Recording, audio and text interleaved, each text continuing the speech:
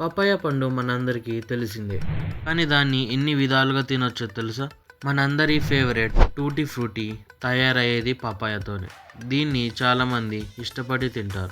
అదే మహారాష్ట్రలో బ్రేక్ఫాస్ట్ కింద పపాయ తాలిపీట్ అని తింటారు.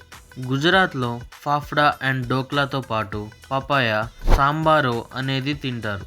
అస్సాంలో పచ్చి పపాయ అండ్ పల్సెస్ తోటి పపాయ కార్ని చేస్తారు. అదే కేరళలో గ్రేటెడ్ పపాయ అండ్ కోకోనట్ని కలిపి పపాయ తోరన్ని తయారు చేస్తారు. బెంగాలీస్ పపాయ గాంటో అనే దాన్ని చేసుకుంటారు.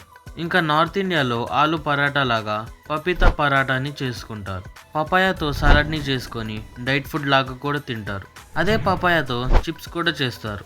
నెయ్యి, పాలు ఇంకా షుగర్ తోటి హల్వా కూడా చేస్తారు. అదే పండిన పపాయ తోటి milk shakes and ice creams కూడా చేయొచ్చు.